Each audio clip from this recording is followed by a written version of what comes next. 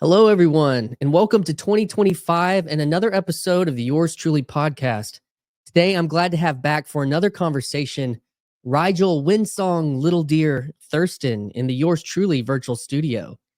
I met Rigel on a Luke Thompson, aka Whitestone name, YouTube live stream where he came up out of the lurk and showed his face, ready to partake in some conversation craft within the digital hospitality that Luke is so known for in these here parts over in this little corner of the internet. But just at that time, Luke had to step away, so I invited Rigel into a spontaneous rando conversation right there, live, and asked the sacred question, so tell me about the home you grew up in. It's a great story, so make sure to add that to the conversation after this. Link will be in the description. I invited Rigel back to join me in conversation again around his musical journey and his journey into meaning. Raised in a New Age hippie home in the Northwest and converting to Orthodoxy some 13 years ago after an evangelical found Jesus experience, he is the founder of the online songwriting community 100 Days of Songwriting, bringing together songwriters, composers, and producers to get in the habit of writing and sharing and becoming. Rigel has a track record of building communities from scratch. His ex-bio reads, exploring the intersection of folk engineering, theology, and music. He is also the communications director at the Institute for Cultural Evolution, whose mission is to advance the evolution of consciousness and culture in America. And I'm sure more of that to come in this conversation. Rigel is also a working musician as a teacher and producer at Windsong Music Studio, and performs regularly in the Austin, Texas music scene. Lots to get into here today as we practice some conversation craft here on the Yours Truly podcast. But first, don't forget to like and subscribe. But more importantly, leave a comment. And if you can support the channel financially, become a member to get early access to channel announcements and podcast previews. So without any further delay, I give you Rigel Windsong Little Deer Thurston. Hi, this is Christian Baxter, and you're listening to Yours Truly, a place we go to think out loud.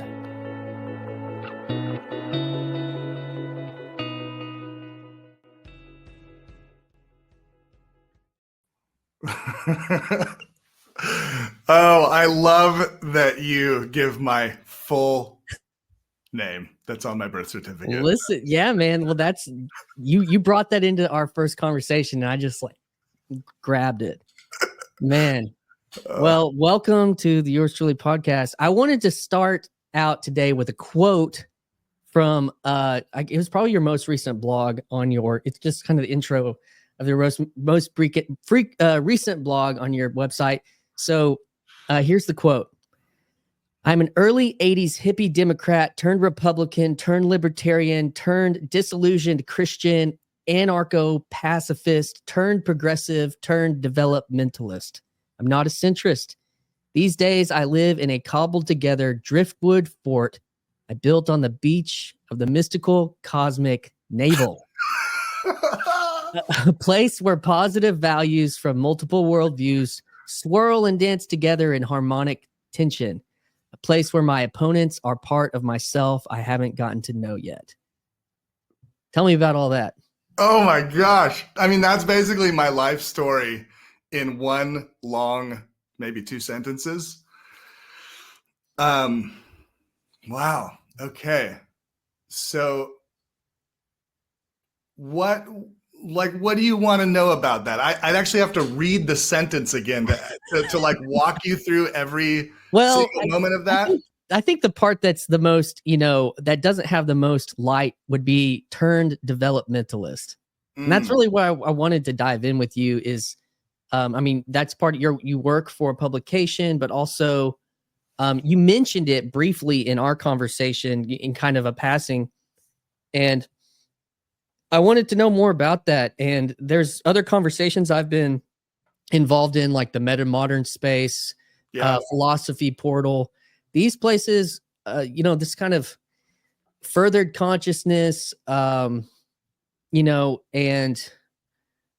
beyond, the meta of where we've been to something beyond that's, I don't know, happening.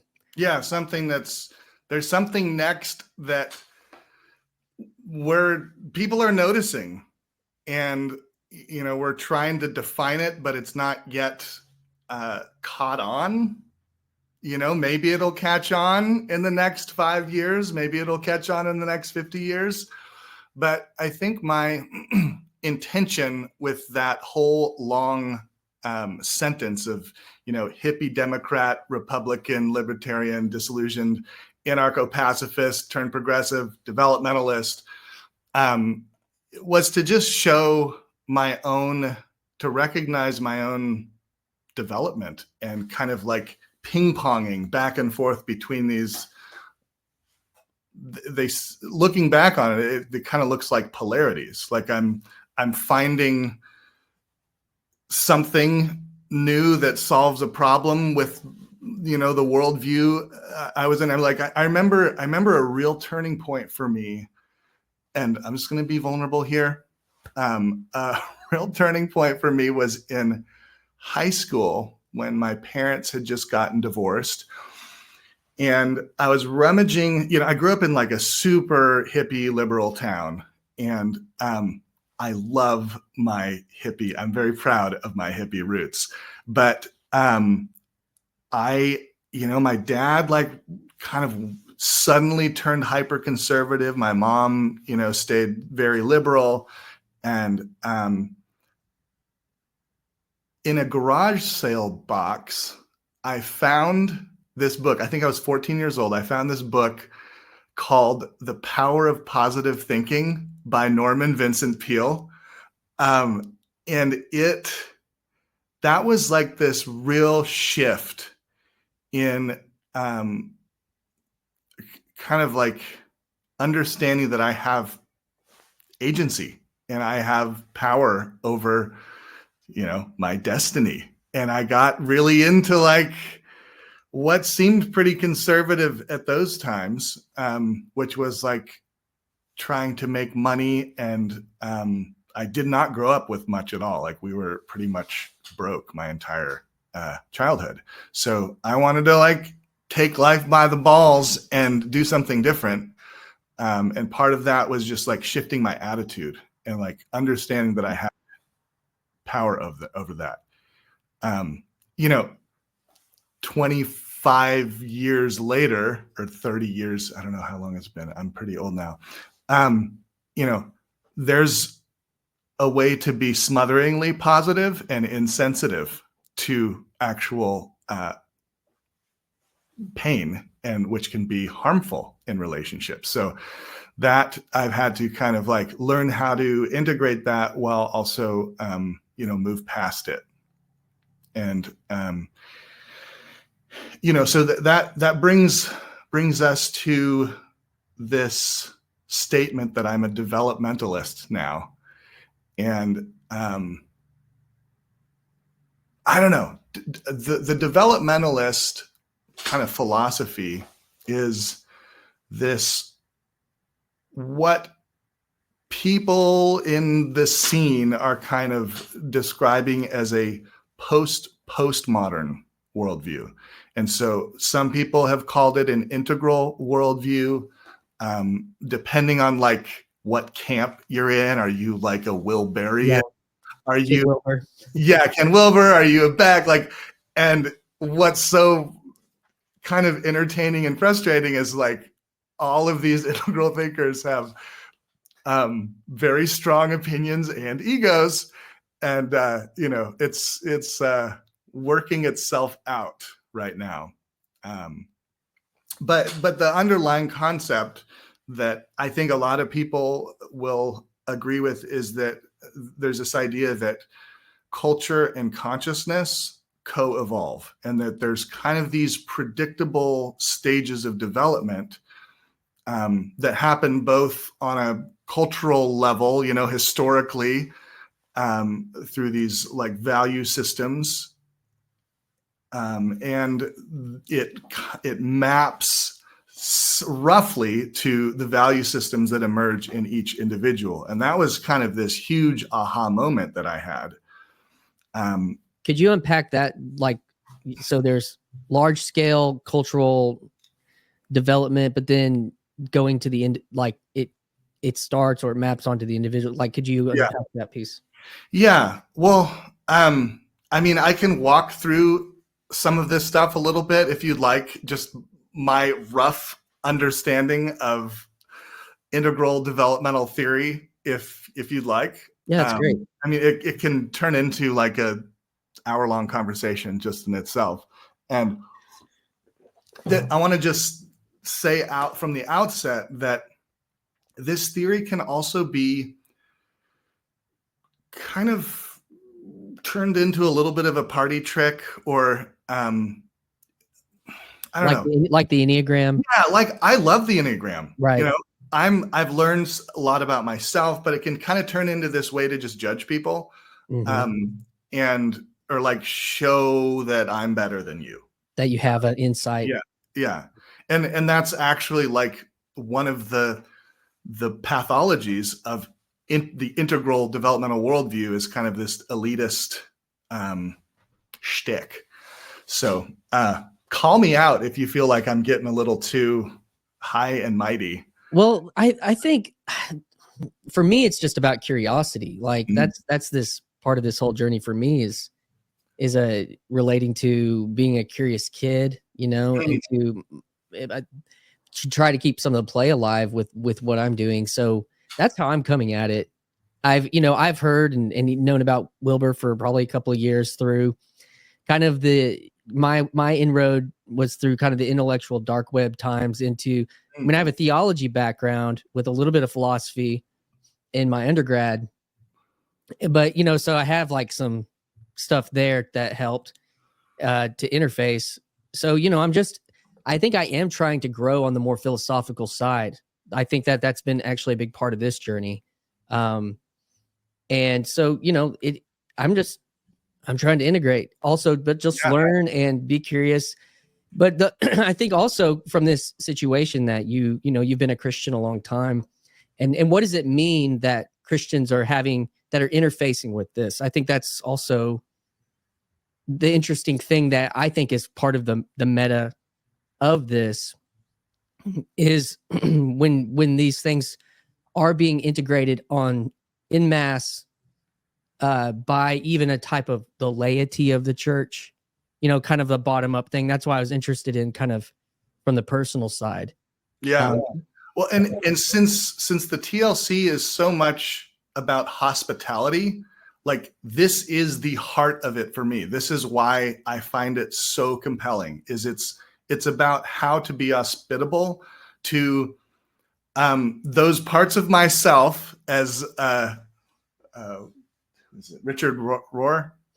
I think he's the one that I stole that from. You know, the person my enemy is the person I don't like, or the part of myself that I haven't gotten to know yet. Which is kind of like shadow work too. Yeah. Yeah. Right. And that's totally proto-integral. I mean, there's no like point where integral starts and ends. Like that's the thing about these stages of development is it's very messy. But like with childhood development, there's pretty clear, like there's 100 years of like solid science that children go through certain stages of development, and you don't want to introduce things that are too far out of their like developmental center of gravity. Yeah. And so integral developmental philosophy would say that we continue to develop past childhood. And so there's different like color systems that kind of create a shorthand for. Yeah, I'm familiar a little bit. Okay. So I use the Don Beck spiral dynamics color system because I think it actually contains an important bit of information that just like crystallizes things. I had a conversation with an author named James Taylor Foreman who wrote Why I Became Christian or something on his Substack. Really great piece. And he overlays like these 6 levels of of consciousness in in this kind of essay, quasi-fictional thing that he did, and that really I really resonated with it. And then there's also in like a more linear or horizontal, because the integral thing, or these stages, they make me think vertically. And then I listened to John Mark Comer, who's kind of an evangelical Christian. I call them like evangelical mystics that are that are into the disciplines and into the practices, but they're solidly in the event. There's guys like Dallas Willard and Richard Foster that are kind of in that tradition. And but there was like a spiritual, like this developmental path, and there was like 6 stages in that one. So it's like we're talking about something, we put these titles on them, like you're saying, and these labels to try to understand something about human consciousness. That's true. Yeah. I don't know. So yeah. keep going. No, I'm totally with you. So back to these colors, I will just kind of review. Okay. When I first found out about, a friend recommended spiral dynamics to me. I was like, those 2 words I only associate with cults. And I just didn't really look into it because it just seemed like, that gives me the heebie-jeebies a little bit. But then I think he sent me a video or something, and I looked into it more, and I was like, oh, this is actually like psychology and philosophy and like anthropology all mixed together. And it just has this really woo-woo name.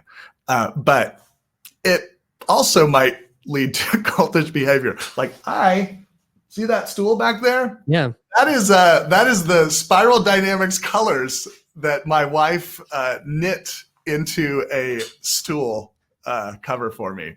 That's fun. So let me run through some of these colors just really briefly, just so we have kind of a map, and then we can go off in any direction. But sure. Basically, so you have like the individual, and then you have kind of the evolution of culture. And the color system starts at beige, and beige is this survival system. It's not even really a cultural system yet, because it's so survival. Beige kind of like represents you're out on the plains, you're just hand to mouth. It's like food, sex, shelter, and that's it. And that's kind of the way a baby is. Like, they just need to nurse and feel warm and safe,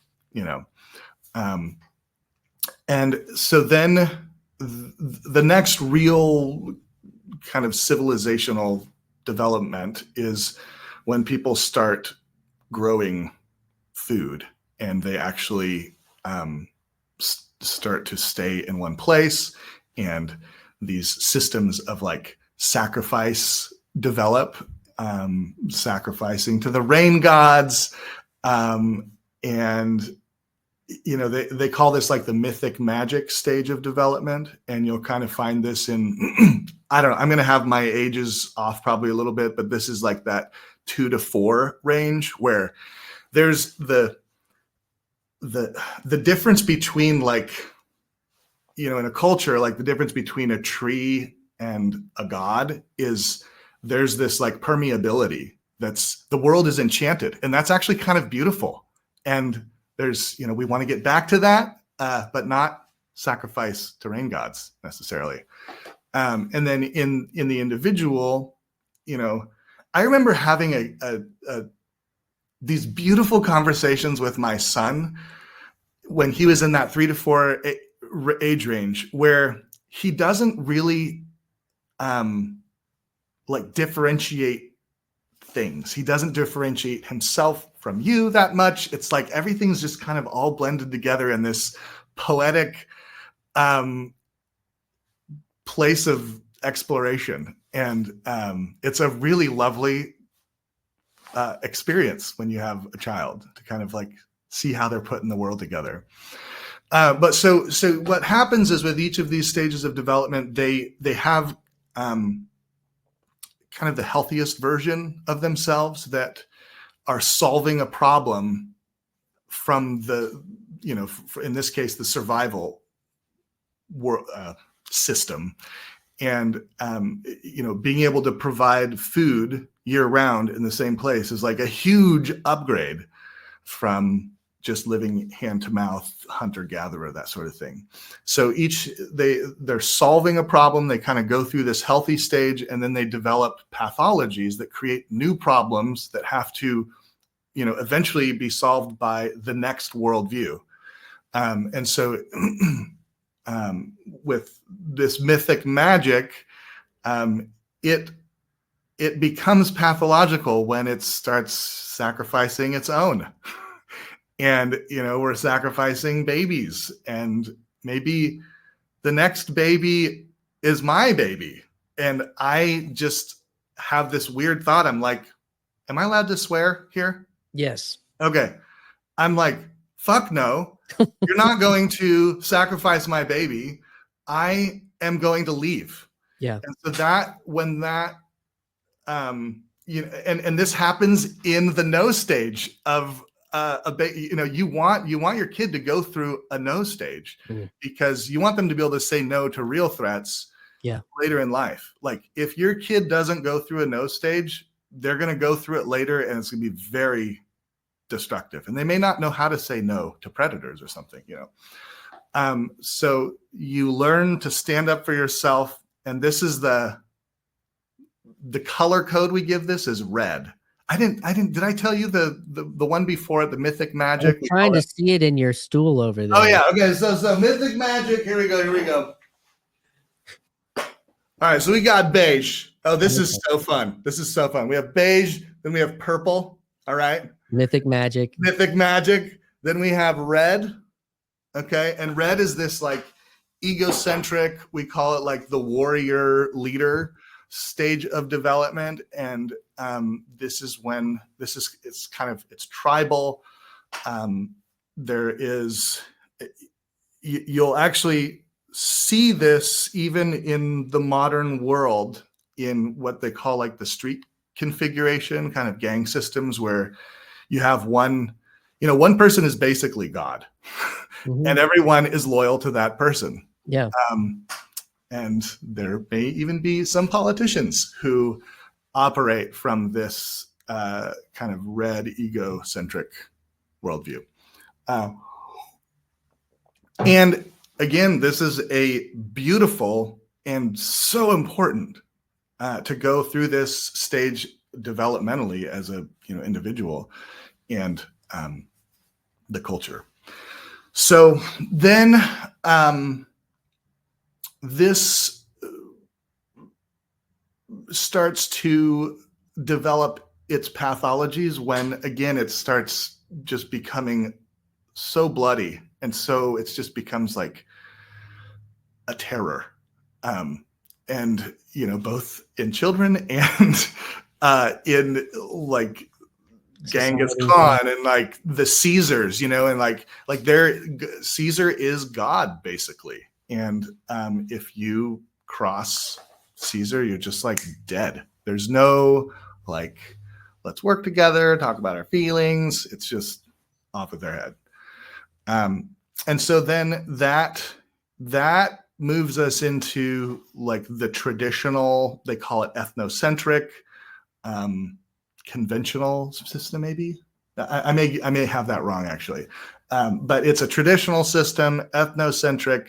This is the blue. Okay, we're back to like dark blue, traditional, the ocean. Okay. And this is in this system, there develops a sense of right and wrong and like a moral code that is higher than Caesar. And I always think of like when Jesus says, give to Caesar what is Caesar's, give to God what is God's. That is a paradigm shift. If that takes root and reaches a critical mass, Caesar's done. Caesar can't exist in a world where people see something higher and more powerful than Caesar. And so this traditional system actually has this incredible ability to tame the ego. this is that where in the child, the no stage, the me stage, this is the team stage. You're starting to work in groups, in teams. Like, you want kids to be able to play soccer and be part of a team. No I in team. And one of this is the reason I prefer the Don Beck colors over the Ken Wilber colors, is there is this kind of polarity that is captured in the Don Beck colors. There's a contrast between warm and cool colors. And what those map to are kind of an individual sense of being, and the cool colors represent a collective sense of being. And it's kind of this indestructible polarity of, I think, I want to say Don Beck talks about like express self versus sacrifice self. And these are two values that are good. But when one becomes dominant and you over-identify with one of this like side of this polarity, it becomes pathological. And so then, you need to lean into the other side, the express self, to fix some of the groupthink of the sacrifice self. The something, like the Greek word tonos of tension. Like, your guitar player, like, it's like the appropriate tension creates the appropriate tone. Yes. And that's been on my mind a lot lately. And that, sometimes tension is seen as a negative thing, but like if the string's all the way loose, it has no function. And if the string gets wound too tight, it bursts. So it's like, totally. That's what that's been making me think about lately. Yeah. Yeah. I've heard John Vervaeke talk about the tonos word, I think. Mm-hmm. In my little diatribe, I call it harmonic tension. Yeah. But it's also something, I am a former swing dance addict. And and in the type of swing dance that I was am still into, it's called Lindy Hop. You can't dance without tension. Like, you have to constantly have either a pushing or a pulling or like a direct connection. Otherwise you just can't communicate. There's no, I call it noodle arms, and you can't do anything with noodle arms except just kind of, independently bounce-ish to the music. And these things just they just seem to continue to like that. These illustrations, Peugeot talks about fractals of reality, that they're, on these large scales and these small scales, and they're real here and they're real here. Yeah. Yeah. And so in this traditional system, there's also, I think this is where, I think ritual comes in actually earlier in the mythic magic. But it kind of repurposes and amplifies it with like doctrine and things that are above Caesar. And we can come back to these, but let me just keep going. Otherwise this will turn into like a 4-hour conversation. We're almost there. Almost there. We're halfway there. So traditional systems are beautiful, but also, they have all of the problems that go along with ethnocentrism, and not just like skin color ethnocentrism, but ideas can be kind of ethnocentric. Like, you're either with us or you're against us. But if you signal these certain things, this creed, then that shows that you're with us. Otherwise, you're anathema and going to hell, and we can kill you, and that's good for us. And so then that it also, is not sensitive to things like, the rights of women, and like that isn't online yet. Rights are not a part of this system. And so the traditional system, it it becomes calcified. It kind of it develops these suffocating systems that people feel they need to break free from, and that's what gives birth to modernism. And we, in our colors here, right here, modernism is orange. Okay, and orange. This is that Enlightenment. Historically, kind of the Enlightenment. You have I think, therefore I am, right? We're back to this like express self, right? We're moving away from sacrifice self into express self. I think, therefore I am. Scientifically, we're like breaking everything apart and nailing it down and categorizing it. Yep. And there's even kind of echoes of this back in the Greek philosophical times, right? There's Aristotle. Antiquity. So there's these little like bubbles that are happening, but it doesn't really take until the Enlightenment. And then you have the Industrial Revolution and the embrace of the individual. Like, if you think you can do it. Think and Grow Rich. That's another book from this power of positive thinking phase. And in the individual, this is kind of the achiever stage. So this is like high school. You're now starting to like, do we want kindergartners in the achiever stage? Not really. But people do it. And they have a very expensive therapy bill later in life. And yeah, so I think I hit this stage like right on the nose when I pulled that Power of Positive Thinking book out of the box and started reading it. And I realized that I didn't have to have this like depressive attitude, and I was kind of going that route. Like, I wanted people to feel sorry for me, and I don't know where that came from exactly, but this put me down a different path. And then, all of our technology advancements in medical health, this all comes out of this wonderful stage of development.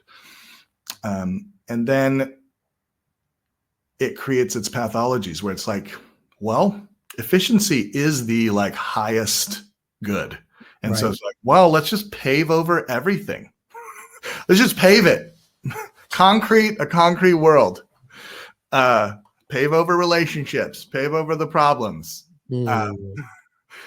And from my own personal experience, kind of pave over the discomfort of maybe difference or hurt that someone else is feeling. And just, I'll tell you, I had this conversation last night. We even want to pave over when we've been betrayed by somebody. Like it's that like, I don't want to face it because like, then I have to face it in myself, or I really don't want to deal with having to put a boundary between myself and this person, because that's actually more difficult, like we probably need to like, yes. And that's how much of a pathology it is in our, spiritual bypass. I don't know if you've heard that term before. Yeah. But it's kind of like, oh, so-and-so's got it worse than you, or, well, he's just a sinner like you and me. It's like those type of things bypass dealing with the actuality of the pain, the betrayal, the grief of whatever those things may occur. Yes. Oh God, you're totally setting up the next stage of development, which is green. Okay, here back to our stool. Green. The stool you sit on. The stool of consciousness. But not the stool that you excrete. Yeah. Yet the beige like somehow just points right in that inner knowing. Okay. In that inner sanctum. Inner sanctum, exactly. So where are we at? Where did you say we were? Okay. So we're moving out of orange modernism. You and I just moved back to where that 2-year-old was. Dude, yeah. Fart jokes, man. I'm like there in a second. It's so fun. All right. Sorry. Go ahead. Actually, technically, I think they would define that as red. Red. That's red is playful. Red is very playful. And yeah. So, okay. Into green. So green, it kind of offers some solutions to spiritual bypassing and to these like protective barriers that we put up to our problems. And we don't know why we're like eating so much, like whenever things get uncomfortable. That's a personal favorite of mine.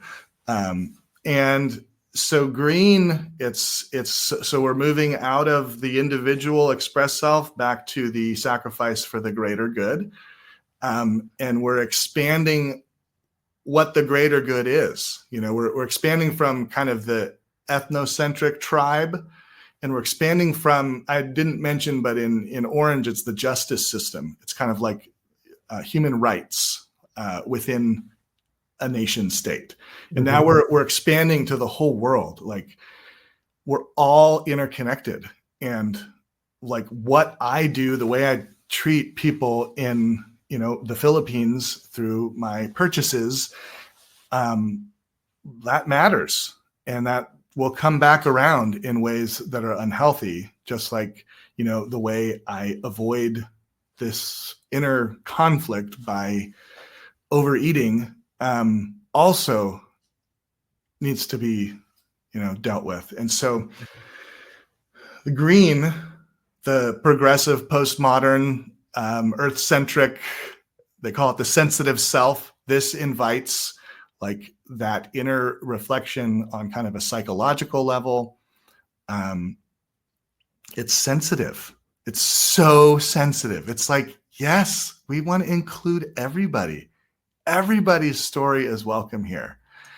And that's both its like beauty, but also its biggest pathology, because then it's it can't really distinguish between good and bad, because and even in that inclusiveness, it's just like it's all good. And you know, green gets hammered for their relativism, and that's a real critique, because you know, their pathology is like all truths are true as long as you believe all truths are true. And that's that they call it a recursive, or no? Yeah, it's like a recursive. It's a I've self-defeating argument. Yeah. Self-defeating argument. Yeah. Circular reasoning or circular something. reasoning. Yeah. Yeah.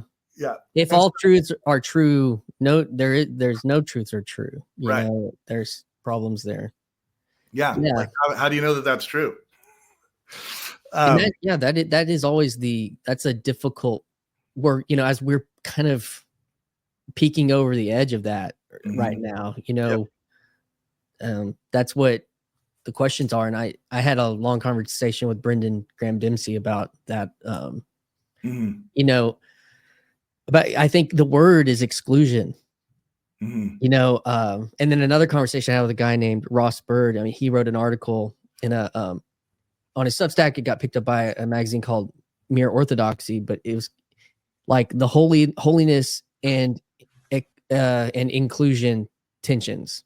Like, how do you like that's kind of the poles of, you know, if, you know, of something being holy or sacred and something being just like everybody there. The invitation is for everything. So that's a challenge.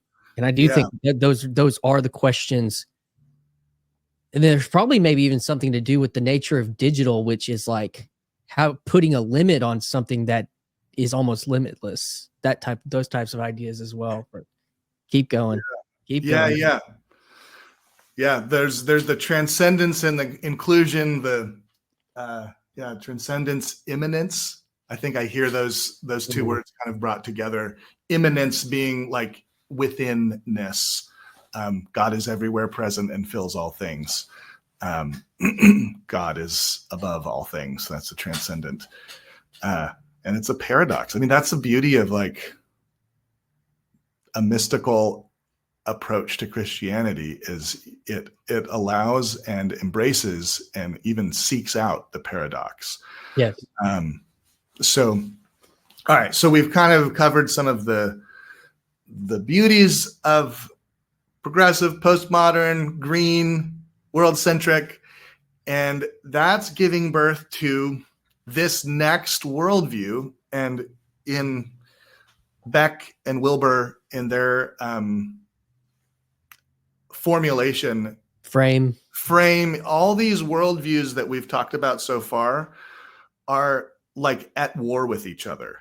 And so they call them like first tier. And this is where it gets really annoying when you're hanging out with integral people, is they're like, oh, that's so first tier. They may not say it like that, but it's like, that's all I'm feeling from you, is like, you're better than everyone. And like, and it's so a pretense of yeah. And then you get into this color jargon and you're like, what are they talking about? This is just bizarre. But the colors are just so sticky and easy to kind of refer to this kind of value system. So green gives birth to integral, which is oh, and actually here's one interesting function of this spiral is each kind of value system is it's kind of repeating itself in certain ways as it goes up the spiral.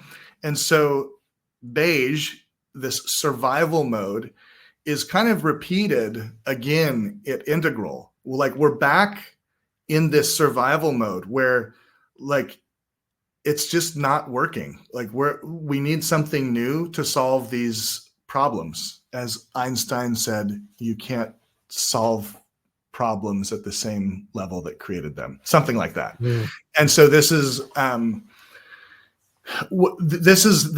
there's this weird like push and pull happening in the zeitgeist where we have our circumstances and the discomfort of life and cognitive dissonance is kind of pushing from the bottom, and then there's something pulling us from above. I mean, at least that's my personal view, is there is this like pull from above that is this fractal image of God in all of us, seeking the sunshine. We're all little delicate flowers trying to get to the sun.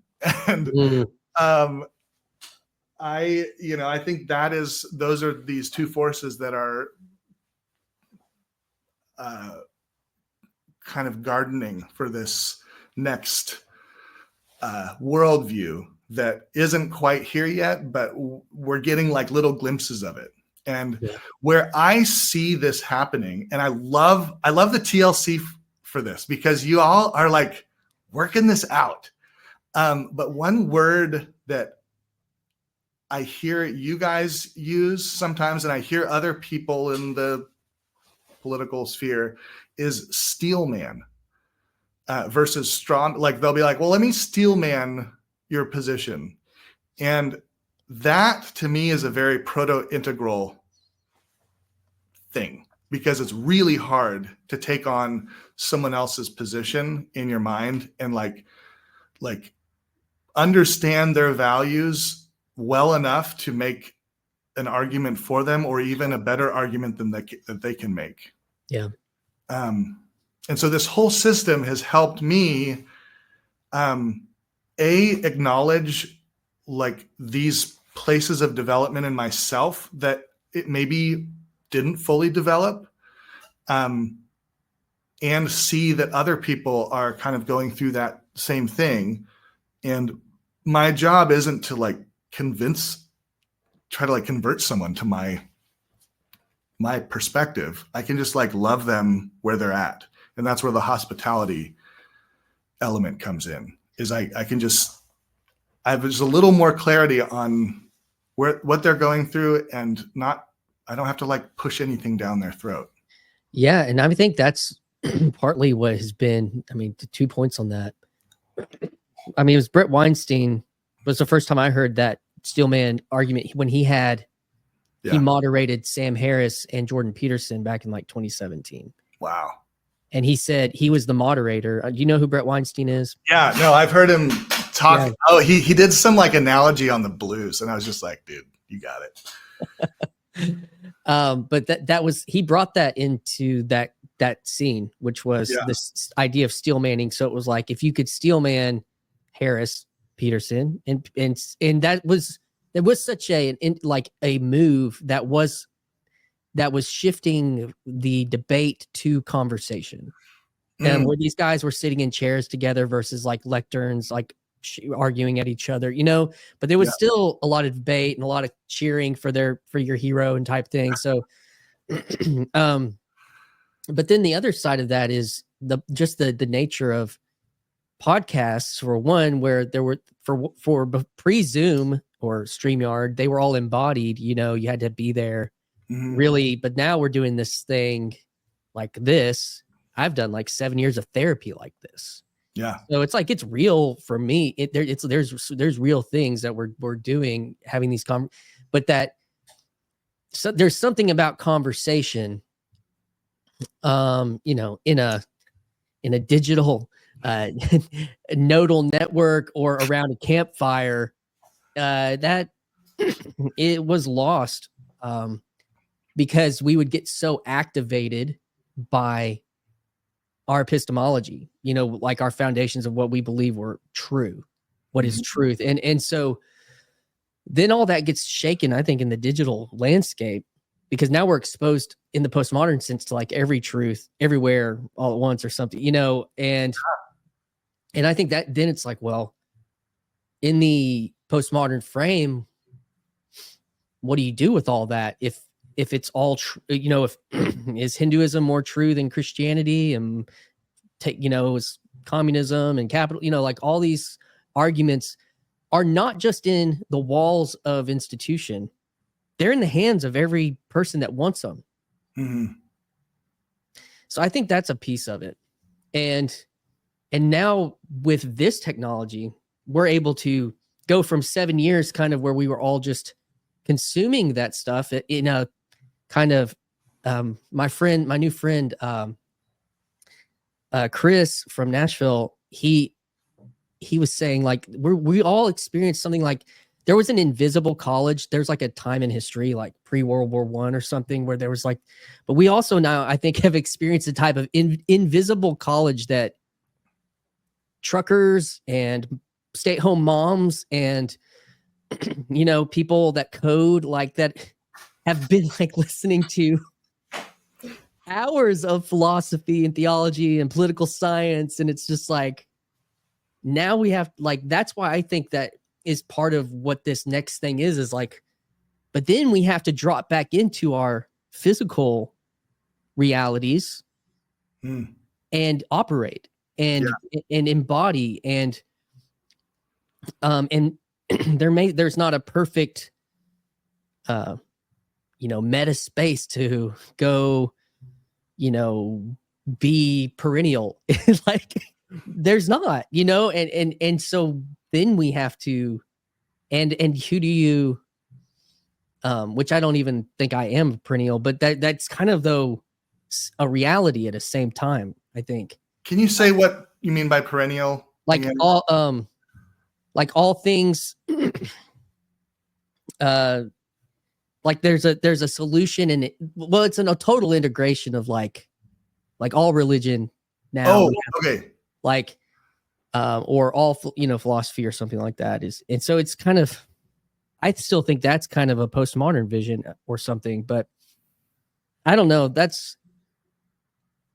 I'm fascinated by all these things playing together to bring us to this point in history that we're kind of, dancing, with each other on. And And I appreciate you walking through the steps. And I don't know, was there one more you were wanting to like that to kind of like? Not really. I mean, this is past integral is pretty speculative, and I don't even really know how to talk about it. But all I would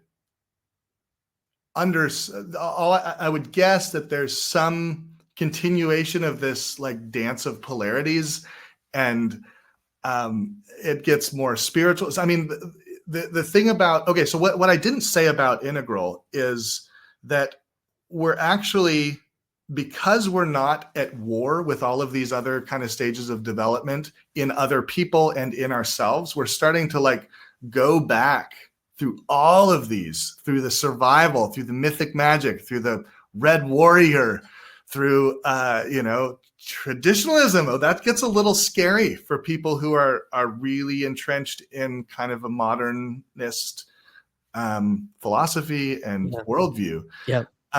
People don't know what to do with traditional yet. And I'm super curious about like how people in this space might be able to integrate the traditional with these other kind of levels. I'm nervous to call them levels because that implies hierarchy.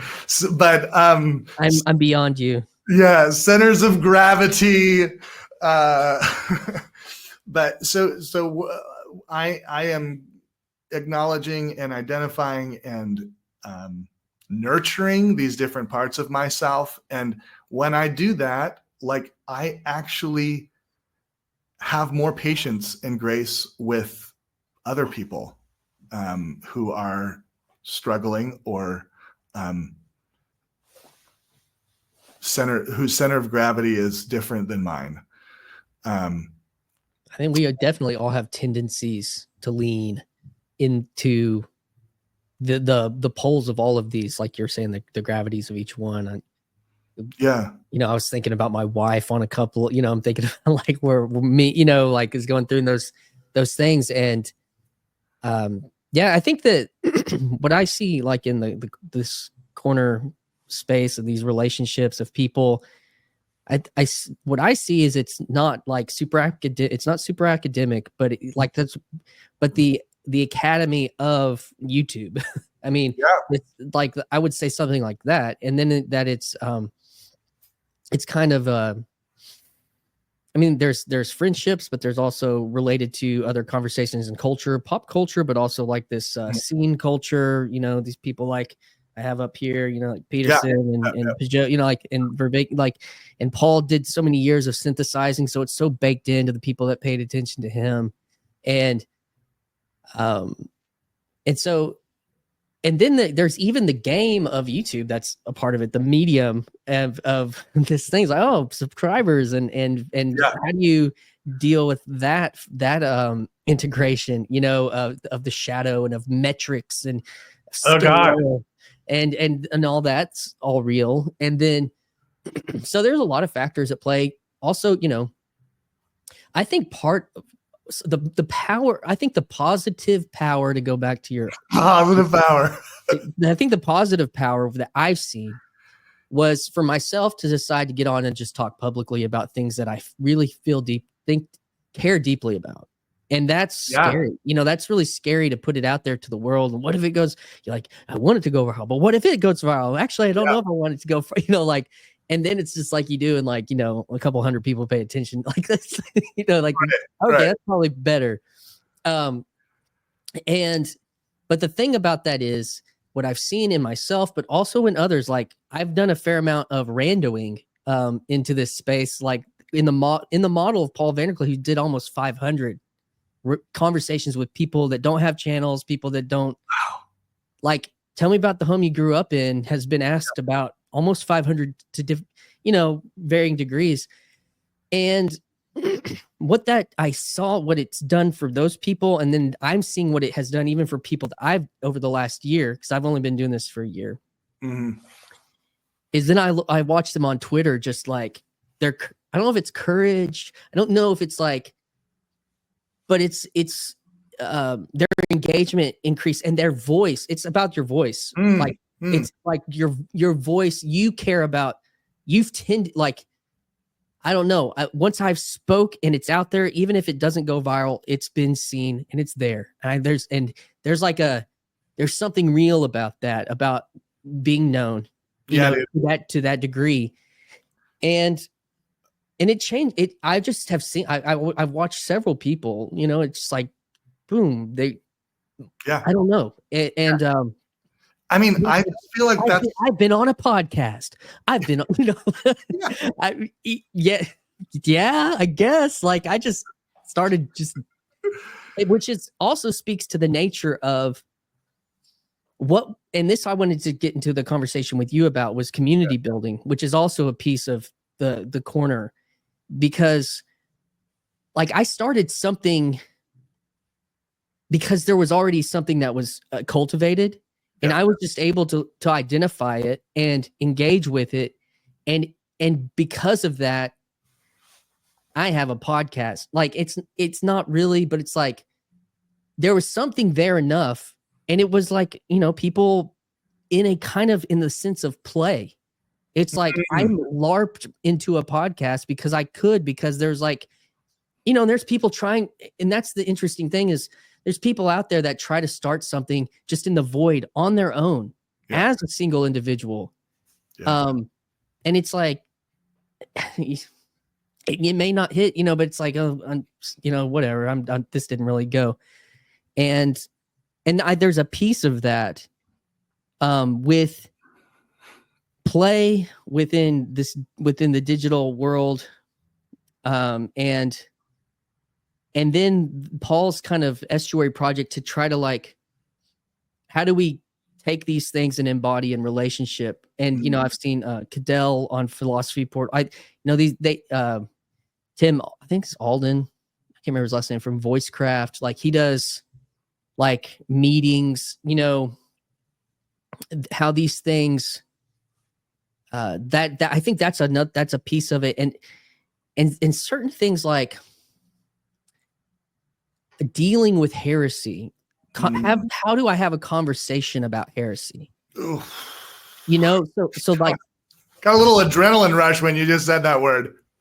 Well, I'm using it I'm using it broadly, because the first time I tried to talk to somebody in real life about Jordan Peterson, the answer was, "Oh, you mean that heretic?" Oh God!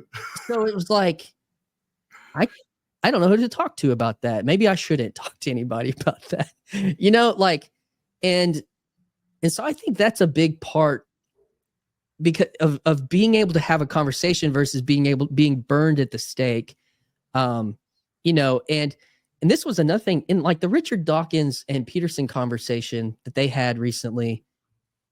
And this would kind of fit into parts of the integral. They talked about how mimetic warfare was an abstraction from physical warfare. And that, so now we're fighting, we fight with ideas, and have been fighting with ideas, like, intensely. And something I think that's on the other side that we're talking about is, instead of fighting about ideas, like, we're having conversations about, publicly, like, it's not like the modern frame was debate. And the postmodern, there is no technical debate in postmodern. It's just, so it's like there's it's actually a non-conversation, And so I think that's a piece of it. Anyways, those are some of my year in review. Well, can I just pick up on, and I think this will get to the community element. Something happened with me in the last probably 10 years or so in my thinking about community. And I am on much less certain ground right now than I was 10, 15 years ago, when I decided to, like, devote my life to building community. But in another way, I feel like I'm on much more stable ground. So when I kind of got this bug that was it emerged out of my real estate business. I was a realtor. I was trying to make money, not really Network. making a lot of money, but and I think it was around the emergent church season of my life. I'm reading, Richard Foster, you know, Rob Bell. St. Francis, Brian McLaren, all these guys and gals. Nadia Boltz Weber. And Yeah. who was the girl that died? That was a little later on. Rachel Held Evans. Okay. Did you ever read her? That was maybe past year. Maybe so. But one of the authors that I was turned on to was a guy named Wendell Berry. Have you run across his stuff? Yeah. I got told by somebody that in 2016, I got told by somebody that my story reminded them of Wendell Berry. Ooh, I love that. Wow. And it was right before my life completely fell apart, but keep going with that, and I'll see where it connects. Yeah, so I got into Wendell Berry, and this is like connected to spirituality, kind of this emergent movement, and I'm trying to get more connected with the earth and like gardening, and I grew up gardening, so this is my I have some experience with this, and community building, and just like the importance of community as a solution to the problems I was seeing in the real estate business. And so this is actually how this all emerged. There's this statistic. I don't know if the statistic is the same, but at the time I was in real estate, everyone would move locations every 3 to 5 years. And so that means that people aren't really getting invested in rooting into the place that they're living. And the architecture even kind of mimicked this. Like we moved front yard living, facing the street, front porches that were actually usable facing the street, to either just a facade of a front porch that you actually couldn't put a chair on, or just get rid of it altogether and everything goes into the backyard, or just inside, honestly, because that's where the AC and the TV is. And that like got me going, and I'm like, I am going to do something different. And I started this meetup called Austin Community Living. And we would talk about, place, and we'd have guest speakers and movie discussion parties. And it was a lot of fun, but not like a lot of direction. But this got me like really, solidly down the path of like the importance of in-person community. And I was even trying to like how can I use real estate to make this happen? And I was like helping friends move together into neighborhoods that were like affordable, so that they could be within walking distance ish to each other. And not a lot of success with that. We tried that in our neighborhood, and we got about 4 or 5 families kind of together, but then life happens, people get divorced or have more kids, and they just want to be somewhere else. Kind of back in that time, I was also living in a Christian intentional community house. And one of the big things that I had to deal with was the fact that I'm like afraid of conflict. And so I'm kind of identifying myself as someone who's like the community building expert. And yet I don't know how to deal with the one thing that all communities, anywhere there's people, there's conflict. And I didn't really know how to manage it, other than just be like kind of my happy-go-lucky positive self. Like you can't positive think your way through conflict, and not just have it like rhizome burst back up everywhere else in your life. And so I have a point here.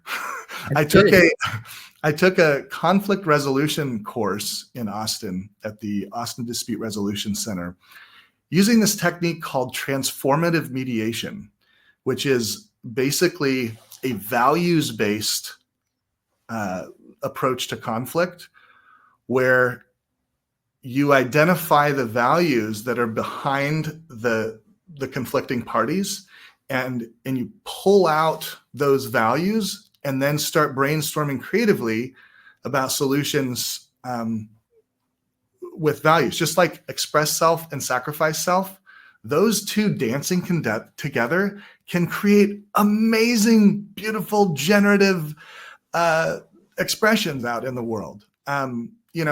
You're spending too much money, like you're a hard ass and you don't want me to do anything with my life. Like that's not a creative place.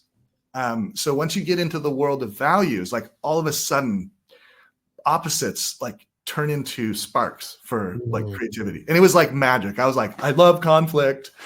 And like, I tried to mediate my relationship with my wife and she's like, hell no, get that shit. We're not doing that. We're not doing that.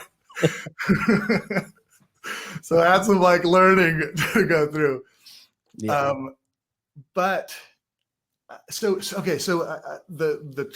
of this transition that I'm trying to get at here is I was very hardcore into the idea of in-person community. And that also played into me becoming Orthodox. Like orthodoxy is all about like matter matters. Like that is the heart of it, And so this is all kind of working together, but it's just people are on the move always. It's hard to like find people in physical places unless you're already, attending a church or, you have a neighborhood bar that everyone's like attached to. But that's our society is not architected anymore for that type of life. No. And so that kind of opened the door for like online community.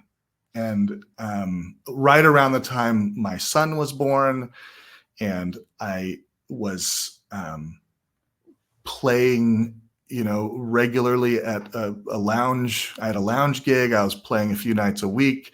That was kind of my main gig that was starting to replace real estate. And I took a songwriting course because I didn't want to be a lounge singer for the rest of my life. I wanted to like learn how to like get back into this creative self that was buried deep below a lot of like insecurities and like judgmentalism. I went through this jazz phase, and jazz is amazing and very can be very judgmental and elitist. Yeah. And all of that just like locks down the creativity if you're not aware of it. So I took that songwriting course, and through that process realized that like if I was ever going to write songs, I had to actually do the work. And I always had a hard time actually developing momentum with my songwriting. I still do. I'll be honest. I'm no master at this, but I decided that I wanted to start a songwriting community to just help with this accountability. And that's where the 100 Days of Songwriting community came in. And that really opened my eyes to what's possible online, because, this is right when, Zoom is starting to actually like be usable. And, this is probably 7 or 8 years ago now when I started that community.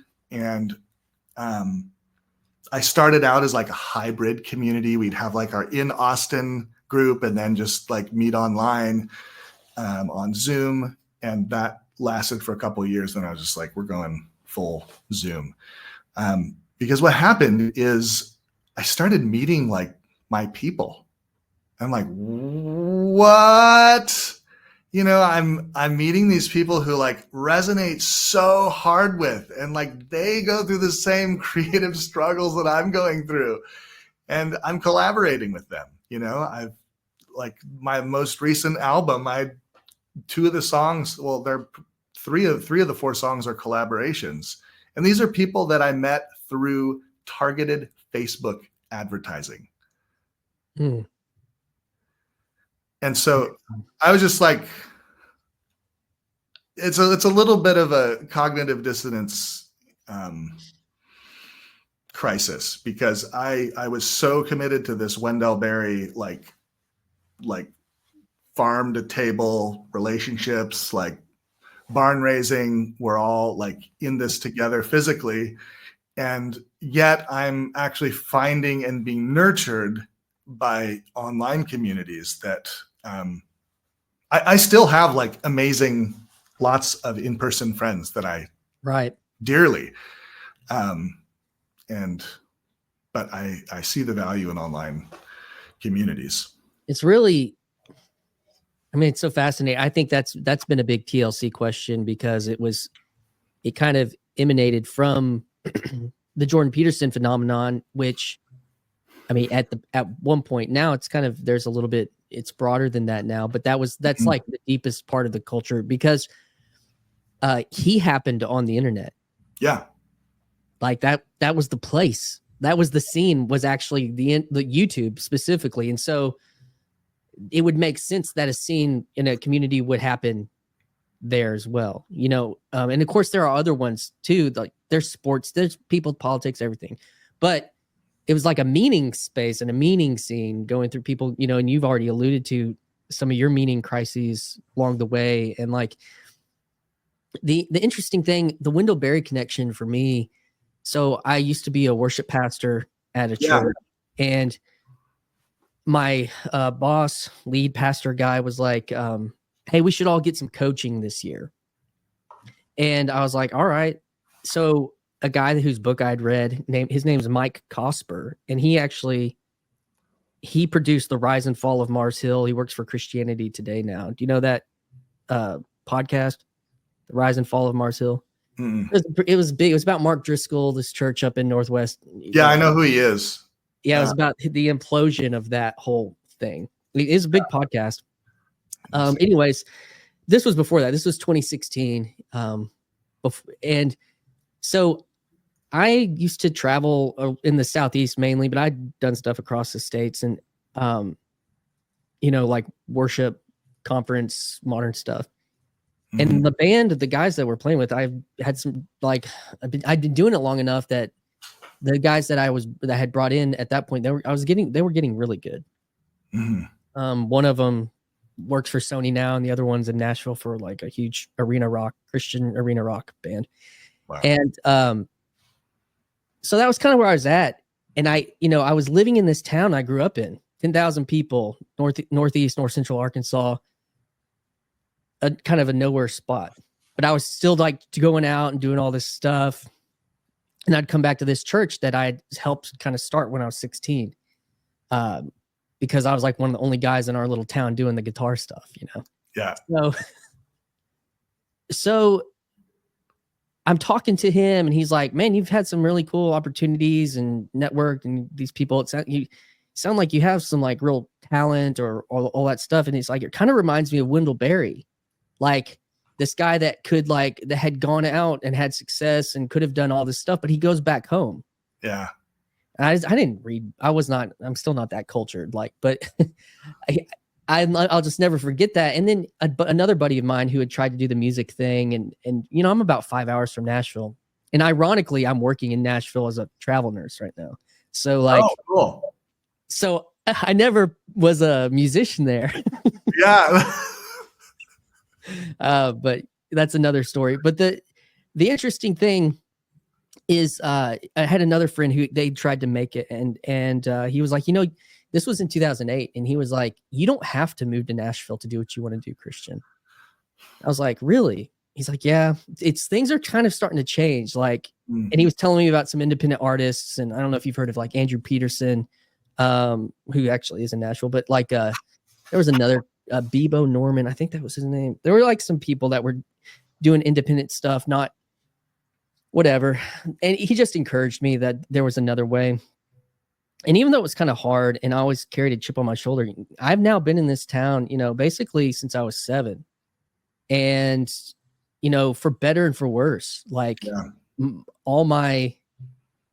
known, you know, for what I had done or, you know, been good at, and for like the worst thing that I've ever done in this town. Yeah. Wow. And so like, and now I'm a part of a community that is actually trying to start a church. Yeah, you were telling me about that. And so like I'm not in this we're gonna do a church plant, like, you know, it's 2010. Like, it's not, all that stuff is just like completely like I'm almost anti all of it. There's some good principles for any organization, but whatever. But the thing is like, in this conversation about community, in this conversation about embodied and the digital, and I see the digital as this like frictionless high, like I can go 1,000 miles on this digital highway. Yeah. And that's good. That's actually really good. But then in my life, like, I don't want to go 1,000 miles in my here. I want to go deeper here, and I want to be a part of deeper trust. And I do want to devote myself to something for the rest of my life, actually.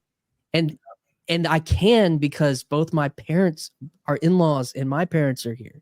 Like I can make the choice. Like, I could live here for the rest of my life. There's nothing the only thing that would pull me away is me, not like a dying parent or, you know, like, or these other things that draw people. It's a choice about a career, you know, even though I work off right now, come home. There's another story there, but that, you know, my eye doctor started dating one of my wife's best friend when they were 15. Like, my father-in-law took my appendix out. Yeah. My buddy's best friend came here because his wife lived here, and he's my mechanic. Yeah. Like, and the list goes on. Like, I'm about to go get a estimate on my roof, and it's probably going to be from a girl who was my little girlfriend in 4th grade. No way. It's just That's beautiful. There's just that is my reality. Like, my dad lives on the farm that his father and great grandfather built the house on. Yeah, yeah. And golly, you're blowing my mind right now. Can I just jump in for a second? Yeah. Like, this makes me wonder if all of this resistance from a Wendell-Berryan standpoint, this resistance to the internet and the artificiality of YouTube and all that is actually a little bit misguided, and it could actually be like this. Like you were saying, you can travel 1,000 miles, 10,000 miles on the internet in a second. And it like scratches this itch that we need as human beings to like get out and see the world. And I don't want to like say that the internet is replacing the need for adventure, because I think that's always just good anyways.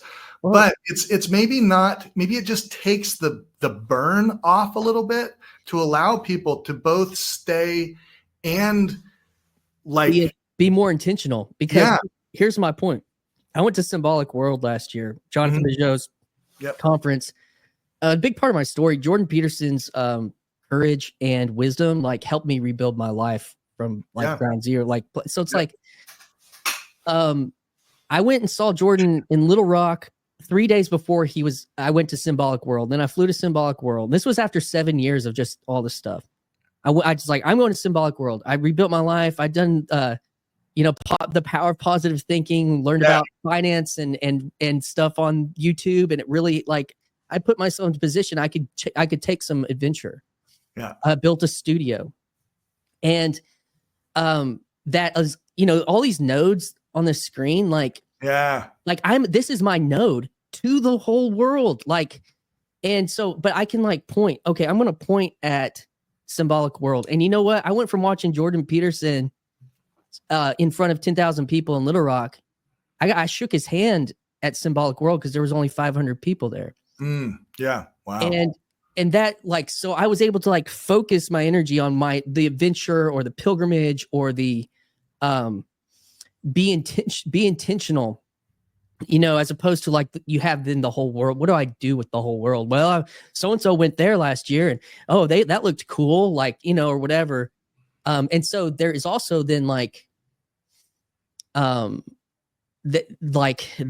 reality in like these digital scenes, like that you put together, like you create a meaningful space online, and it's like, let's focus our energy once a year, maybe twice a year, and meet in, you know, I think I saw you have like a retreat center in Albuquerque or what, you know, it's like, and come together and be, and that, you know, and it is kind of a church camp thing, but I don't think that's an arbitrary thing. I think that's a real thing.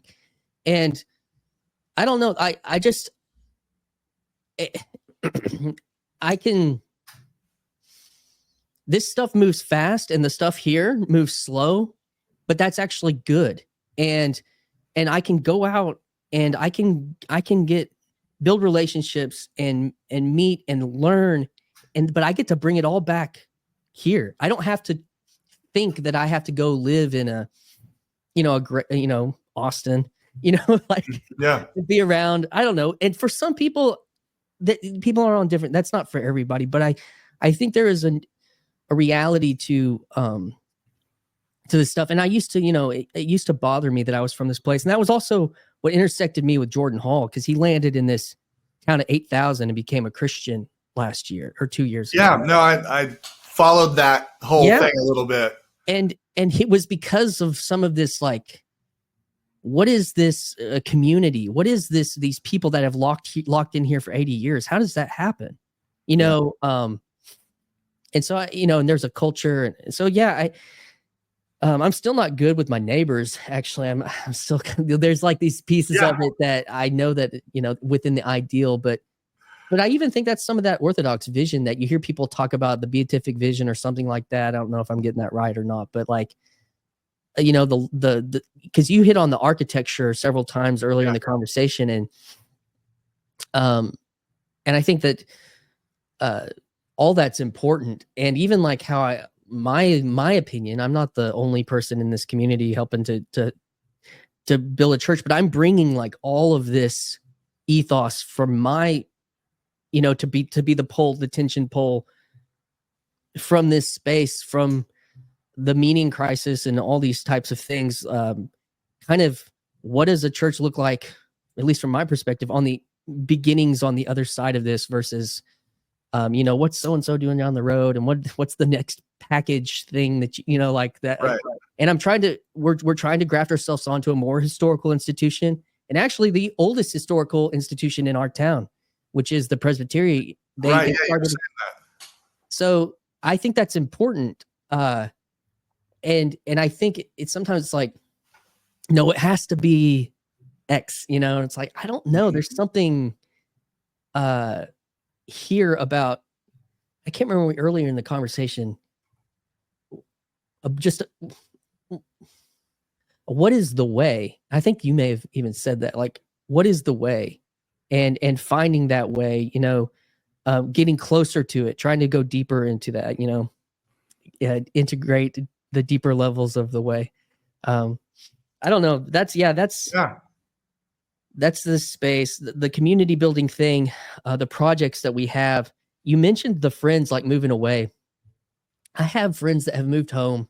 I went to high school with one guy, good friend of mine. He used to play drums in my band, and when we were in like high school, he was in junior high, and he said, "Yeah, Christian, I'm moving back home." And I was like, "Well, why, dude?" He's like, "Man, so my dad's dad, my grandpa, lives in Springfield, Missouri, and all his kids live 6 to 12 hours away. And he lived the American dream, and they became successful engineers and X, Y, and Z's." And he was like, and he's alone. Yeah. And he had listened to some other stuff about like family, you know, deep history, like, I can't remember the word I was looking for, but he's like, the funny thing is me and my wife bought our house from his wife's parents. Like, yeah. Again, it's just like this thing. And And I just, that's like a foreign concept to society. But it's been now all I know. Yeah. Yeah.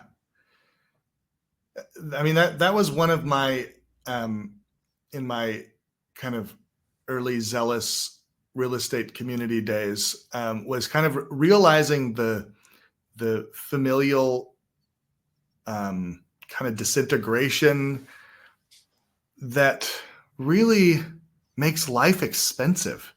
I mean, if like friendships like cost money, like everything is like a paid transaction. Whereas like when you have, say, multiple generations either living in the same town or the same neighborhood or the same house, you have this built-in ecosystem where old people watch the young people and like they freaking love young people, and like the young people get the wisdom and the discipline and, the perspective of older folks. And I think one of the things that I like about Orthodoxy is there is this kind of like God-child relationship that everyone has when they enter the church. And people, I think, idealize this a little bit because life happens. Everyone who comes into the church has a sponsor who is their godparent. And, it's nice to think that we're going to grow old together and always be in each other's lives. That doesn't always happen, and in a church, like, people start having problems with each other. That's the beauty of community, is like real shit goes down, and maybe it's with one of your God parents or children.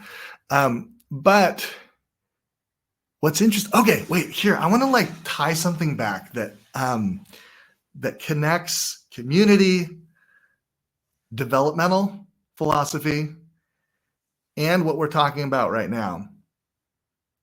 And that is this concept of like stages that communities go through that I learned from Scott Peck. Did you ever read any Scott Peck? Different drummer. He's like from the 70s, one of these kind of community builder type people. I think a lot of community builders out there have run across his work, but he has this concept that community, and this makes me think of the TLC as well, that all communities go through these stages of development where there's like these 4 stages that he lays out. And the first stage is pseudo community, where everyone's just like, oh, we love each other. How's it going? Oh, I'm doing fine. Yeah, no, things are great. Yeah. And like, oh, you like Jordan Peterson? I like Jordan Peterson. Like everyone's like on the surface in agreement with each other. And then there is chaos, which is the stage where you kind of like start scratching below the surface. You've been around with each other for a couple of years. You start having some disagreements. Like, oh, that was a weird reaction. Like, why such a passive aggressive, like all caps email that you sent out to everybody? Like, and then, and then that leads to darkness, which is this like, things are not the way I thought they were going to be. And it's just kind of like people fade away, people leave, people are just like too affected by the disappointment to stick around. But then there's real community. And that's like after pseudo community, after chaos, after this like darkness period is like real community, where like you've seen everyone's shit and you still love each other, enough to stay. And I think that's one of the I think lessons I learned from reading Wendell Berry is the importance of staying through all of that, and like architecting your life in ways to like foster staying. which is weird because the modern mindset is like, no, that is like break me free and like get me out of here. But the countercultural thing is to actually stay in one place. And that was one kind of revelation I had out of my whole real estate crisis, which I still hold to that. And what's your timeline for Austin? My timeline for Austin, I have been here since... No, your future timeline. Oh, gosh. I mean, I don't have any desire to like move right now. We bought a house here in North Austin in kind of like a funky neighborhood that we could afford. Mm-hmm. We could not like buy a house here now, you know. Mm-hmm. And then we also have a little piece of property out in New Mexico. Yeah. Outside of Santa Fe. It's just like it's a glamping experience. Okay. There's like some sheds, no real running water. It's pretty off grid, but we do have Starlink, so we can run our Zoom meetings. But people ask us like, do we want to move out there? And both my wife and I are kind of like, no, this is, our community, our like lives are here. I could see spending more time out there for larger chunks of time, but I don't know that actually moving out there full time is something that I'm interested in. And the power of stay, like this is so I was fired. And about 6 months later, my wife and I asked if we could go back to the church that I'd been fired from. Mm-hmm. So I'd met with the elders. And one of them was like, well, since you decided to stay, that was the line. Wow. And I mean, I'll never forget that moment. It was like, because here's the reality. Like, what? I think he was surprised, right? I wasn't. Like, I had no job, no resume. I'd been a worship leader for 15 years. Like, who hires a worship leader? Sure, I had a lot of good, tangible skills that people couldn't see, but, that doesn't show up on a resume easily. And, but you know what I did have? 2 sets of parents and 2 kids and a community that I grew up in and some friends, and that we both grew up here. And even though that was so painful to go everywhere, it was painful. I was ashamed to go everywhere. Wow. Because like I said, it's a small town. But I'll never forget that statement. Since you decided to stay, it was like, where else would I go? Where else can I go? Yeah. Like, I don't have so I'm going to leave family support because I'm embarrassed or ashamed. Even if I wanted to, that would be stupid. But that's like something that if I was in a large metropolitan, I would have gone home, but I was already home, And so, I think that is, it's real. And in the world, like you're talking about, like, we've forgotten that. Like, there's a real difference between, and you hit on this earlier, kinship and friendship. There's like, in the best way that I feel like I can describe it, and this happened yesterday. So my older brother lives here, and he's got 3 kids and a couple of foster kids, and we've got 3 kids. So we've got a bunch of kids here between us. If one of us, like, both needs one of the other wives generally to pick up the kids from one of the elementary schools, like, we're each other's first call. Yeah. We aren't like best friends. We don't hang out all the time, but you call your brother's wife or your brother to pick your kids up from school. You don't call your friend if you don't have to. Yeah. That's like the most like encapsulated thing that I can think of. It's like, with your children, like, who can I just toss my kids into a car with? You know, the ones that see us on Thanksgiving and Christmas and other times and all of our weirdness, like, you know, I don't have to give them a speech about man, whatever. It's like, I don't know how to explain that, but I think there's something there. I think there's something real, and I don't know.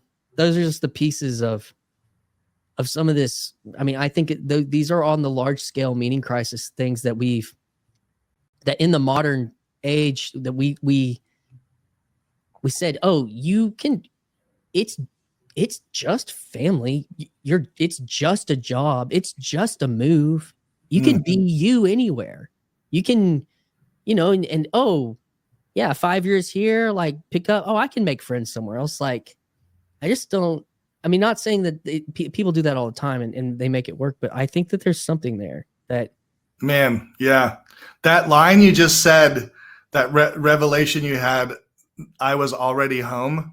Like, Yeah. That's got to be a song or a book title or like a blog at least, because that's beautiful. And I mean, I think that's like, yeah, like you have to go through these stages of like pseudo community, chaos, darkness, real community. Like every time you move, every time you start something new, it's like, it's starting from ground zero in some senses. It's definitely whether it's intentional or not, like it's part of that bypass conversation, because sometimes people do just make that choice to move because things are just uncomfortable. Right. And like having to work, like you said, you talked about learning, you took a class on like learning how to work through conflict and mediate conflict. And I don't want to, like, it's easy to talk about my little town to idealize, like it's like anything else, you know. Yeah. But like, and I'm the only person talking about this here. So like, I had a lot of, I mean, there's some people in my church group that were kind of some of it, but oh, this is what I was going to say. Like the only way out, the true only way out is actually through, you know, whatever that Eastern philosophy is, like through the suffering is, and I mentioned that John Mark Comer, he gave this talk, and I wish I need to get the book like in my brain, the study or the book that he references about spiritual development, because he talks about that cycle that happens. And this is what I mean by like these patterns that we identify in the integral, developmental, like spiritual, like these things, there's something true. Like we put a word and a label on them and we say, mine's right. No, yours is wrong. Or actually this one's more like we're identifying something real. And the stages he talks about is like, you know, the initial become a Christian. He's like churches, he's like big box America, whatever, really good at the first 3 stages. You hear the message, you believe, and then step 2 is you start to learn, you know, some basic doctrine, and you go to Sunday school and do some small group community. And then he said step 3 happens and there's a crisis. And this is like the chaos or whatever. And what happens, and he said, he kind of used the framework, he said, the way I've seen it, because he was at like in Portland at the time. He's like, people go into like, you know, progressive politics with race or the LGBT, and then or careerism. So they move their, and then they start the whole thing over again.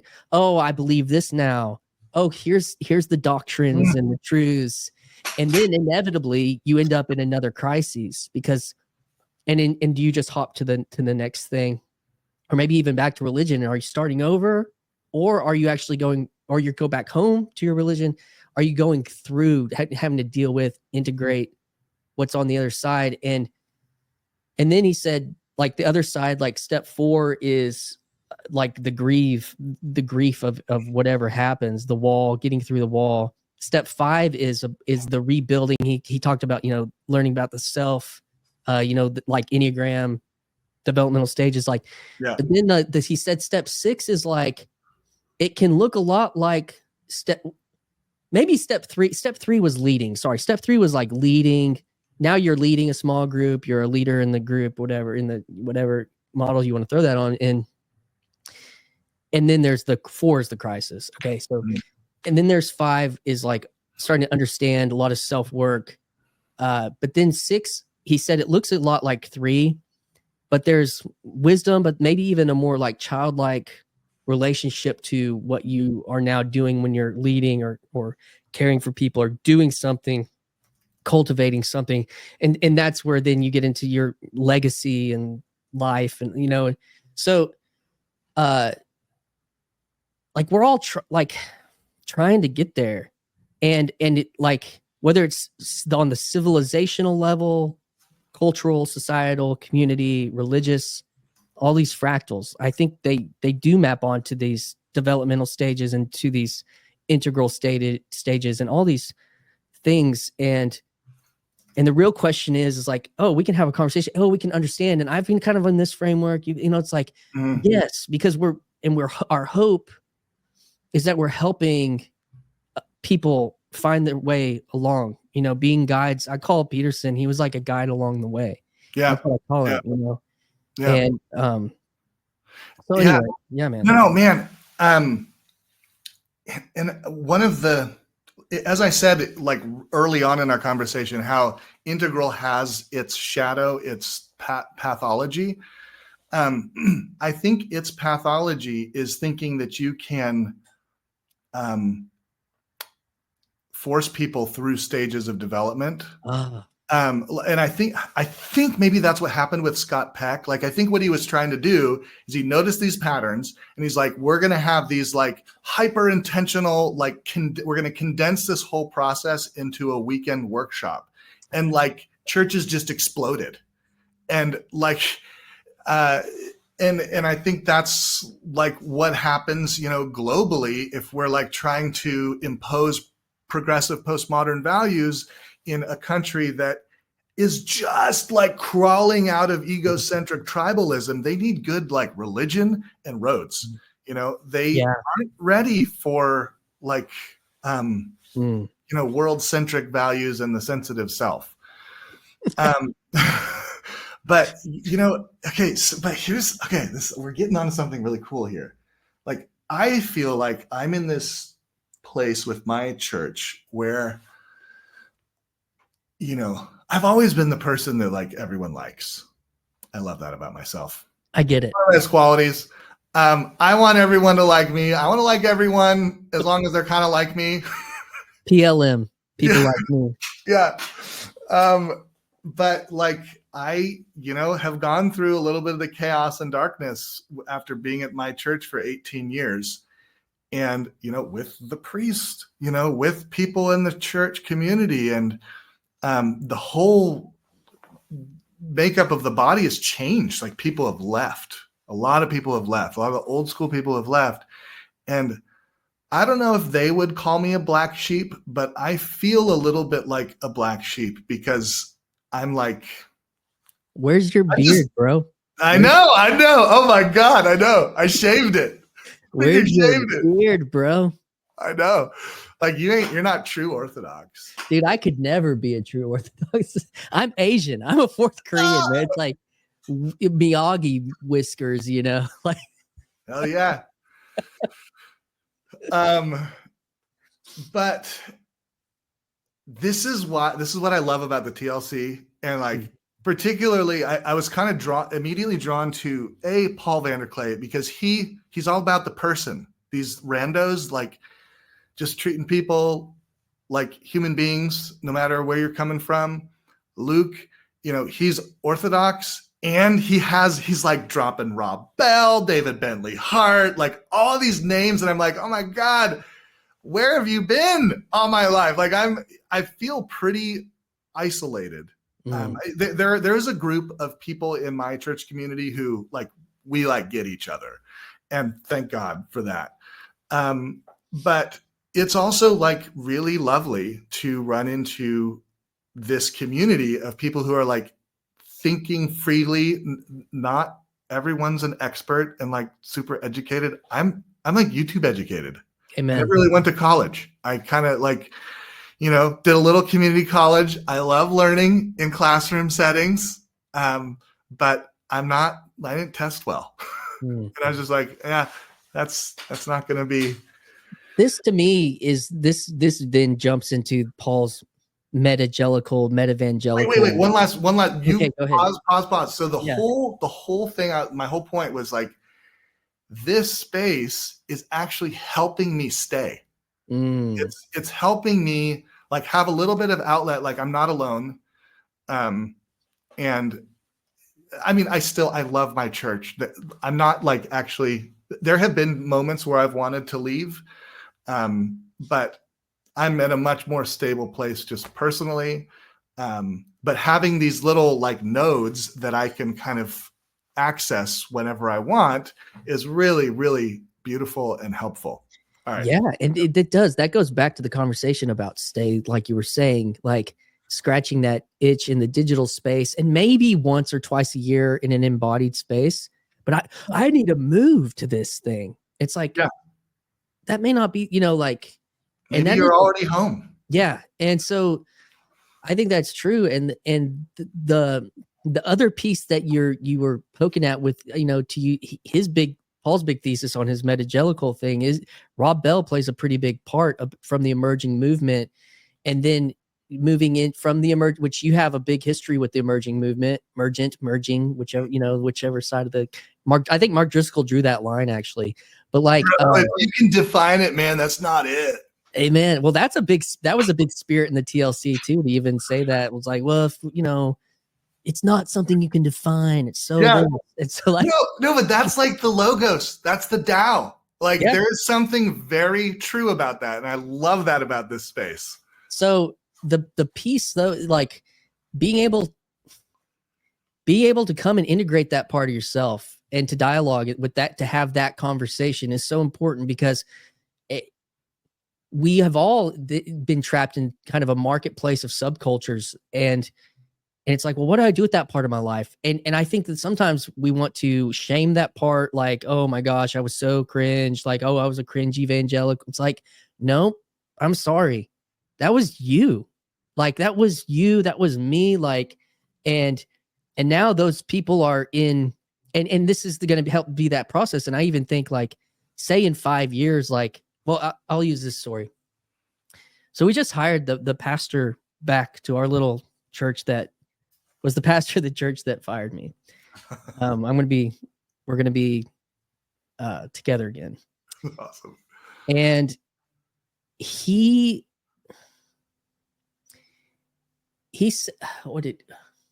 where was I going with this? That sidetracked me. So when he came to interview, he's from Long Beach. He was at Long Beach. He's from like SoCal, grew up in SoCal. He comes to this little town of Arkansas. Our little church, it kind of fit some things culturally that he was interested in. And then we met and we were really vibing on some stuff. And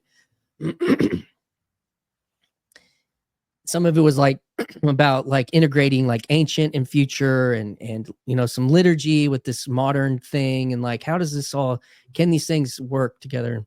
And I'm way further down that road now, but I say all that because when he actually came, I told you I was like part of this band. We were like they weren't at my church, but when I'm on the road, like full throttle Hillsong, full throttle, like, our goal was to be as good or whatever. Yeah. He said, he grew up at Chuck. I can't remember the guy's name from the Jesus movie, a Jesus movement that came out of Calvary Chapel. Kelsey Grammer played this guy recently. And he was on Jordan Peterson. The guy was on Jordan Peterson's podcast from Calvary Chapel. Anyways, my friend, my pastor, he grew up going to that church. So his dad was a part of the Jesus hippie movement. And Jesus music and modern songs and stuff. My friend, he goes off, he goes to UCLA. He went to their ministry school, and he was kind of like, it was, kind of lowbrow evangelicalism. They were teaching stuff, and he was like, no, I want to enter into more like the elite like studies. So he goes to UCLA, gets in, does a history degree, then gets his MDiv at Yale. And he's interfacing with like radical progressive stuff, but then like Tim Keller is really hot at the time. And like, he's starting to like, okay, where am I? And he gets spit out, but he's like, no, I'm hymns, investments, and liturgy, or I think there's something here. Well, then he comes and he visits our church, and it's me and my skinny jeans and, you know, trying to work with this kind of hodgepodge community, people and music. And he said the music was good. And it awoke something in him that he had forgotten. He's like, I forgot that this is like a deep part of me. Contemporary music is actually a deep part of me, this rock thing in a church. Yeah. Because that was his childhood and his teenage years. And like, and instead of it, like, he had gone off, like, I've evolved, I'm more evolved now, you know. Yeah. Give me the divine liturgy. Yeah. And he told me this recently. He's like, Christian, it awoke something in me when that time. And I realized, no, I think there's something good here. Mm-hmm. You know, I've kind of I'm a little more like hesitant to get into all of that stuff again. Actually, that's another conversation, but all that to say, to love, what does it mean to, you know, for all the people maybe trying to get through level 5 of development and whatever part of what did you say, the sensitive self and caring for your history and caring for the things that made you, like, that's what I'm hearing from you, saying, oh, Luke's talking about Rob Bell. Like, how do I have a conversation with it? It's almost like, how do I talk to somebody that's been in Orthodoxy for 30 years, 40 years about Rob Bell in that part of my life? I'm like, they don't even have a clue. And it's not that it's bad that they don't understand. It's just that they don't, you know, and it was a big deal to me at one time. So I think that is part of the meta-vangelical conversation, is like, what you're bringing these into all these other spaces, and they are not. Jonathan Peugeot was a missionary, like a Baptist missionary. Like, that doesn't just disappear, you know, like, so you know, as much as we might want to or something. And so I think it's important to figure out how to integrate that so we can develop as people. Yes. So, cool, man. I don't know. So point people to some of your stuff where they can find your music and what you're up to, if people have been interested, maybe want to like connect with you on that level. Yeah, for sure. Well, the catch-all place is just rigelthurston.com, RIGELTHURSTON.com. And there's going to be ways to get in touch with me there. I'm also on Twitter. I'm not like a big deal on Twitter, I'll be honest with you. But I am. But you're like one of my greatest likers. I think you've liked 2 of my posts. So you lead the pack. Okay. Go Twitter. Yeah. But those are and you can find everything from there. But yeah, I would love to keep this conversation going. I think it's just fascinating that even the term meta-vangelical or meta-vangelical, I prefer meta-vangelical. I feel like it's more musical personally, but you know, we'll let the dust settle. That was my 2 cents. I know. I think it was meta-vangelical. Just tudja. It just gets caught like here. But Nate Heil, who runs Grail Country, said, I think it's Paul's German tongue. Yeah, it's the German tongue. It's like harsh, like tudja. But then to meta-vangelical. More romantic. More romantic, yeah. But it's really fun to just see this emerging in real time, and it's hopeful. It's like really hopeful to see, to watch and participate in real time. It's really fun. Man. Yeah, we'll see around the corner. Yeah. X is a really good place. I feel like there's like I just made I had this YouTube, but I didn't do anything on it really. And then I made an X account. I'd had one before, you know, years ago, and got rid of all social media for a while and all that. And so it's just like, well, I'm just picking the people, and I just am subscribing on YouTube. And you can kind of curate if you're not just trying to get, like, if you're wanting to do the personal, if you're wanting to do the relational, you can curate your subscriptions. You can curate your Twitter to the persons. And then, of course, there's other things you're interested in, but like be discerning, or whatever the word would be about that stuff. You know, what do I know? All right, dude. Anything else you wanted to say before we shut this thing down? Just thanks for inviting me on and just jamming with me for like 2 hours. This is awesome. I feel like we could have just gone for another hour. Like there's a couple more rabbit trails we could have easily gone down. We'll get there. Oh man, I just so appreciate what you're doing. Thanks, and man. I feel honored to get to be like part of it. Well, the honor is mine, man. It's a special deal. Whatever's happening, whatever is available now. So, dude, stick around. I'm going to play my little outro bumper, actually, okay. And we'll end this thing backstage. Sounds good.